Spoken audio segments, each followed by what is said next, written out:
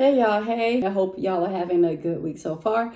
Um, I'm just gonna come out here and straight up say it. I do not feel like being on YouTube today.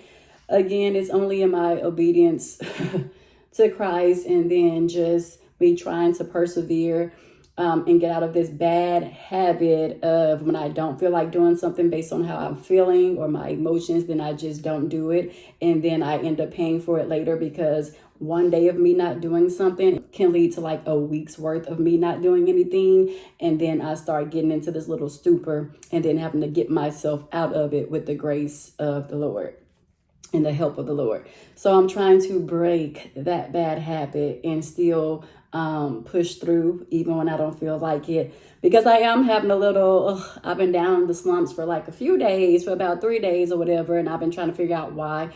And I can't really correlate my emotions with the fact that it's the holidays. I don't think it has anything to do with it, to be honest. But it's just those roller coasters of emotions as I am still going through my grieving process in my own way and trying to figure things out and still analyzing things in details and how did this happen and stuff like that. But I don't want to get stuck in that, and I have a bad habit of doing that in the past.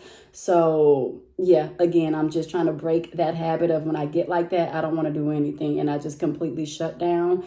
And then my YouTube channel suffers from it. And it's not even about the views or anything. It's just about me doing what I know I'm supposed to be doing regardless, which is honoring the Lord and coming on here and speaking my truth and expressing myself and speaking from a place of spirit to help someone who may need assistance in a certain area, whatever the case may be. Granted, I am not an expert in anything. I am not God. I can only speak from my perspective and, like I said, from the spirit in which God wants me to speak from and operate from. Yeah, and I don't let people deter me either, because that used to be a thing too. I also used to go in a box and in a shell because people be like, oh, if you're cursing and cuss words are coming out of your mouth, then there's no way that you can be blessed or gifted by the Holy Spirit or whatever to come on here and talk. And I used to let that get to me. And I realized that is not the truth. That is I rebuke that in the name of Jesus, because we are all a work in progress.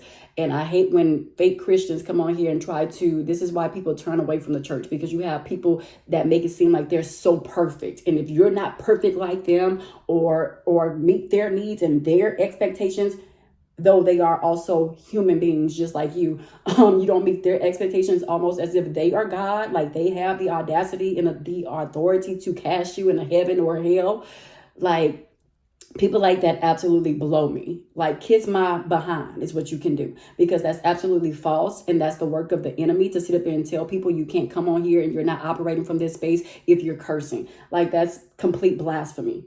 And people like that need to shut up, get a life, and realize that you're not perfect. You have your own platform for the simple fact that you're speaking about your imperfections and how you used to act in the past. So don't come on here making it seem like you're perfect, you're holier than thou. And if nobody else is like you or identical to you, then they have no platform to speak. Like, that deters a lot of people.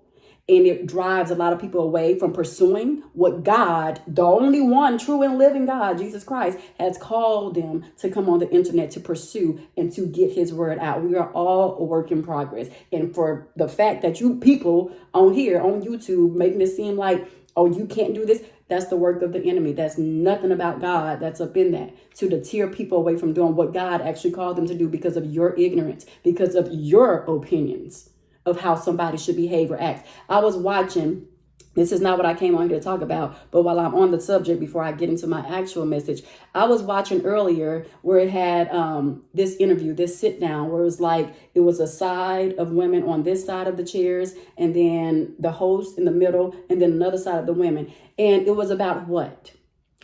Christian women versus former Christian women.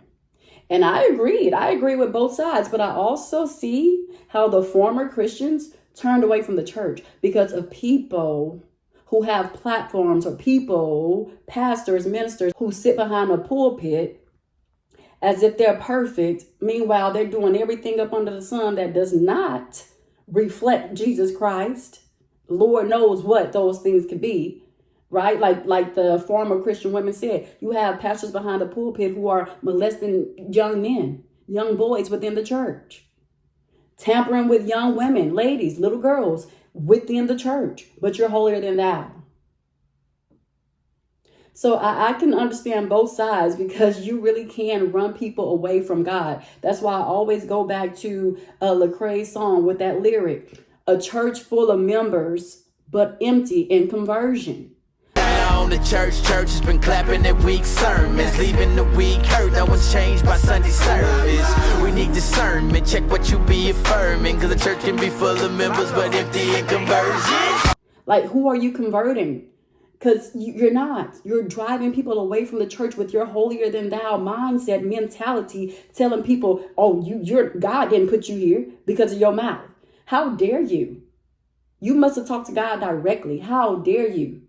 Because you listened to one pastor who was probably fiddling around with people in the church, but because you heard that one pastor say that in your whole life, now you judge people based off the one line that he said.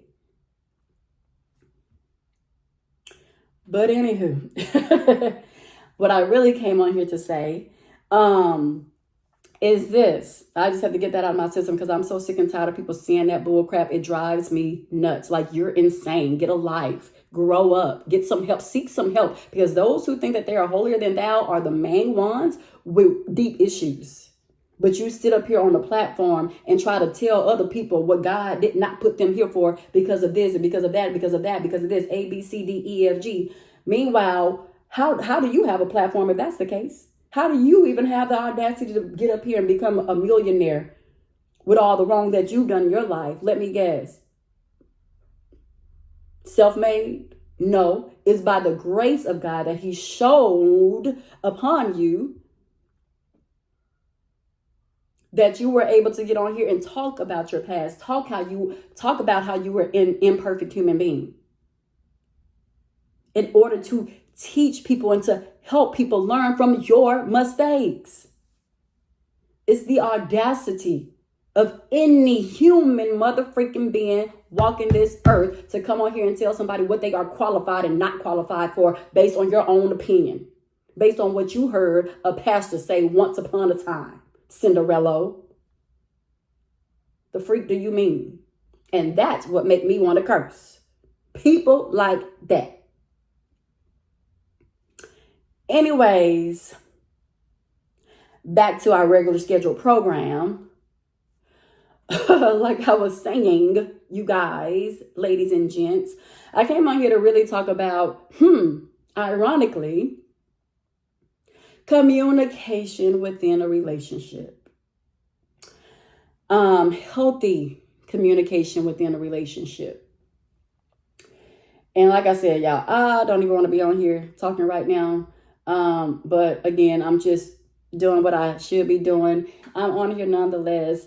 But yes, I came on here to talk about communication in healthy relationships. And yeah, as long as I've been in a relationship, y'all, yeah, my tongue may not be the best. And to be very specific, I really only curse when I'm by myself, which I'm working on, because I do notice the negative of cursing and having to have my mouth washed out with soap. Like, I do understand the impact, because cursing can make you angry. It can make you do this. It can make you act a certain way. So I definitely understand the importance of not cursing. I get it 1,000%, which is why I'm always working on my mouth.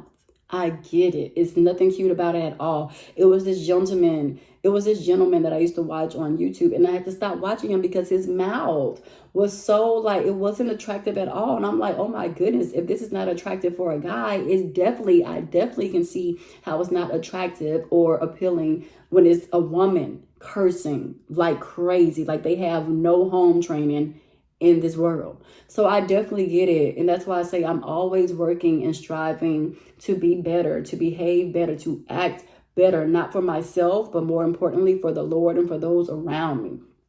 But so I get it, you guys. I get it. But y'all got to show people grace, because God has shown so many other people grace, specifically those who think that they have a hell or heaven to cast people down upon or down into or whatever. Like, just chill and let God work, because God is working. But you can't expect people to change when you want them to change. It's not okay. But, you know, going back to my mouth, as much as I am working on perfecting that, I can honestly say that I have never in a relationship, you guys, never cursed at my significant other in any way, shape, or form.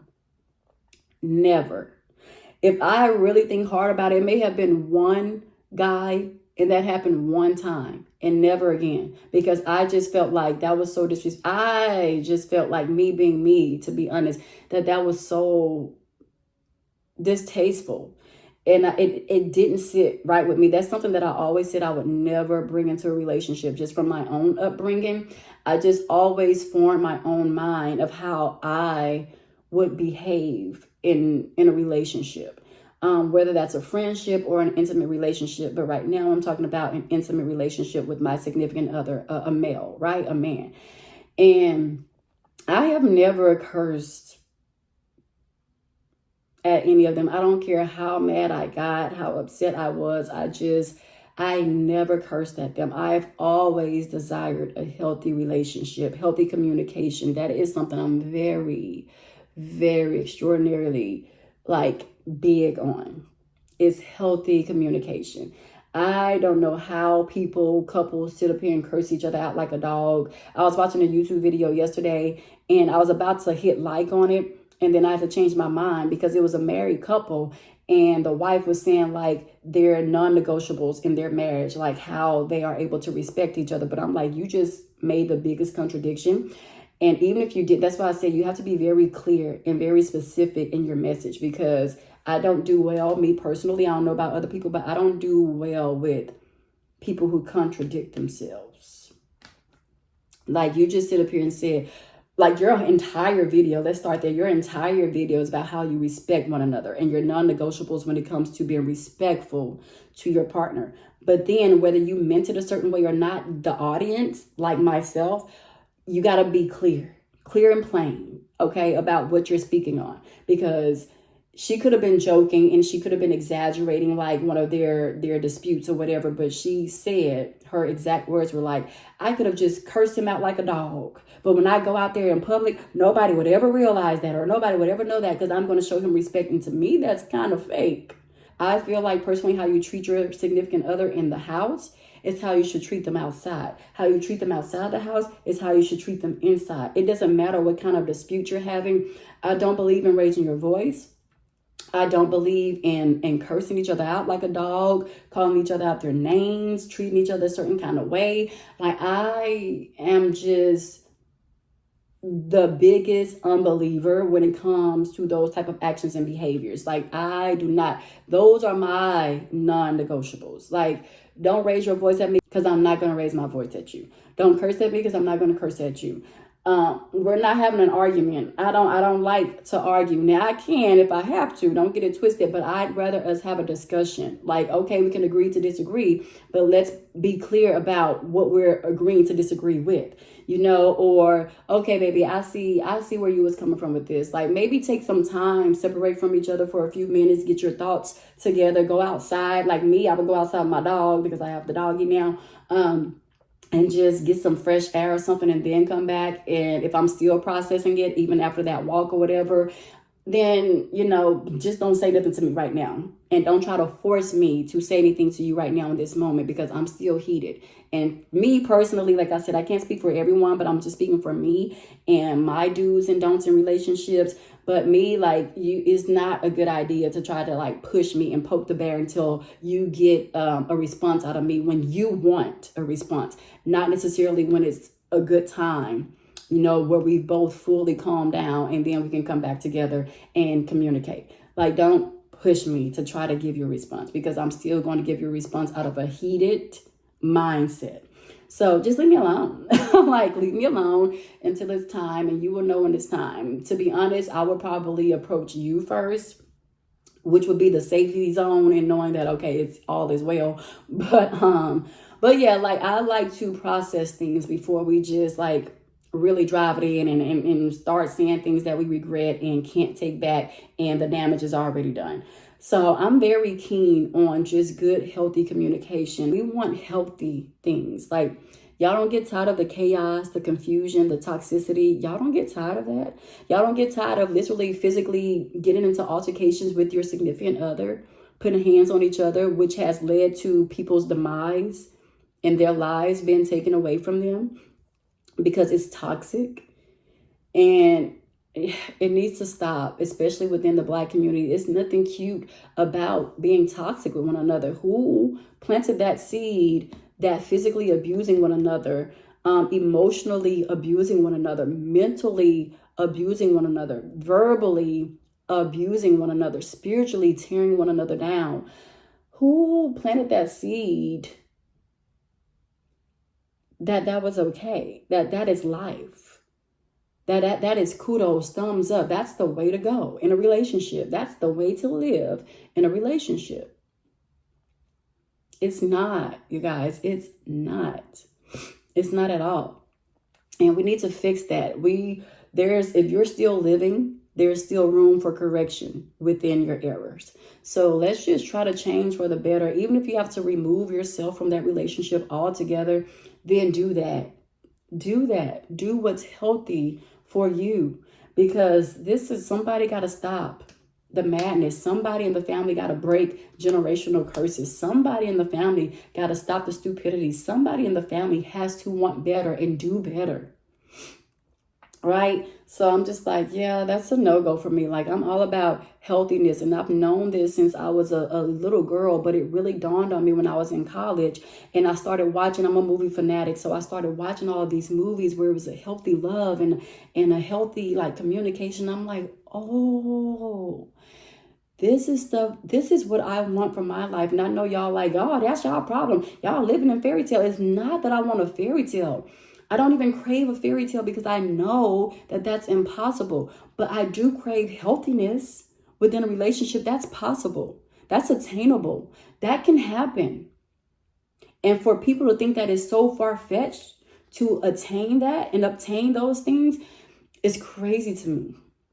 So for those who are looking at me like I'm crazy, no, y'all are the crazy ones. Whether I saw it in movies or not, it's people who really live that kind of lifestyle in real life. But people don't want to believe it because they're so deep down dug into their pothole of ignorance and toxicity that they don't want to see that it can be happiness and joy and breath, life of healthiness and abundance and good communication between man and woman. Yes, within the Black community. Yes. It can happen, you guys. It can happen. And it's not to say that things don't get rough or tough and that you want to go neck to neck and back to back with your significant other. Yeah, that's human nature, of course. Especially when we got a point to prove. That's why me and my daddy, when I go visit them and we going back, I got to go. Because we are both headstrong and we both want to get the last word. But I got to know when to stand down as the child, as the daughter, right? And as an adult, being the daughter. Right? I had to know, all right, I'm about to go head out. Y'all be blessed because I'm not about to go back and forth with you. Just, you're my dad. Okay? You're my dad. We've been there, done that back in the day when I had a lot of anger built up in me. And we just going to go toe to toe, toe to toe, toe to toe. Very disrespectful. Something I had to check myself on. But now, even with him, I got to go. I love my daddy so much, but we still two peas in a pod. And I got to go. I have to calm the situation by removing myself. Okay. And that's the same way I intend on being in my relationship. Like, I will remove myself, whether I go on a drive on the freeway for about 15 minutes or whatever, how my big cousin taught me, just go on a drive, Jazz. Like, do all the things necessary to do to let the conflict simmer down and then go back and handle that, you know? And so I'm just a believer of that. Like, both parties should be calm, cool, calm, and collected. My cousin that lives in Florida to this day, he has a brand, cool, calm, collected. Okay. And I agree with that wholeheartedly, 100%. Kudos to him. Shout out to him. But yeah, I'm like, yeah, I just believe it can happen. I believe that people can live like couples, a black woman and a black man can exist, in healthiness, in true love, in real love, with great communication, being at the forefront, But yeah, so that's all I came on here to talk about today. And again, for whoever needs to see this, I hope you receive it, you take heed to it, you pray over it, and you really work on it, even if that end result has to be with you completely removing yourself out of a toxic situation, a toxic relationship, then so be it. So be it. Open up the door for a healthy man to come and find you. Okay? But also make sure you're working on yourself in the process. That you're healing yourself from toxicity, that you're getting help, that you're getting counseling, that you're getting therapy, whether that's communicating with someone in person or whatever, like physically, or like I said, going out in nature, reading the book, I have a book right here. Right here it says Prayers for Difficult Times, and then it's women's edition. I also have another book like this, and it's called A Woman After God's Own Heart. And so yeah, I like little mini books like this, and I keep it on my little table right under my Bible. And then I have another Bible which I took from my cousin's place when he passed away. My younger cousin, my recent one. But yeah, so I keep it right here on my dining room table. And yeah, so that's a form of therapy. That's a form of healing. That's a form of, just working on yourself. And however you feel the need to, not going to bars, trying to drink it away, not going out with your friends and club and trying to get up under another guy, lay up under another guy. I don't believe in the way to get over another man is to get under another man. I've never lived by that. And again, that's a toxic trait. That's a toxic thing. Who planted these foolish folly seeds? Like, who planted this mess, this crap? Nobody but man. Nobody. It's crazy to me. It's bizarre. Like, who came up with this stuff and made it law to the point that people really live by it? It's crazy to me. So I'm not saying try to go find healing and stuff, and that's just toxicity, and you're doing yourself a major disservice, and you're hurting yourself even more than what you've already done by staying in something toxic from the get-go. But yeah, you guys, again, that's all I came here to talk about and to share and to vent about. And yeah, I hope, again, whoever this was for sees this and takes heed to it and begin working on themselves, whether they have children involved or not. You don't got to say, oh, I'm leaving you, I'm blah, blah, blah. Just do it. Do it secretly. Do it quietly. Save yourself, your life, and your children's lives. I wouldn't even tell nobody in my family where I was going. If that's the case, I wouldn't, because you got to be careful. Honey, baby, it's going to be you, them kids, and God, or just you and God if there aren't any kids involved. Get out of the toxicness. Get out of it. Get out of it, get out of it, get out of it immediately. Stop it immediately. It's already gone too far. Welcome healthy relationships, healthy men, healthy women into your lives. And by that, I mean specifically men. Welcome healthy women in your lives after you do your healing. And then women, welcome healthy men in your lives after you do the healing. All right? Healthy plus healthy equals an abundance of healthiness. Okay? Positivity. We want positivity up in this joint. Okay? But I wish everybody well. I pray that we all do better on our journey, that we all learn from our mistakes, from our errors, and we grow from them. We sprout from them in the best way possible. Okay? All right. Love y'all much. Bye.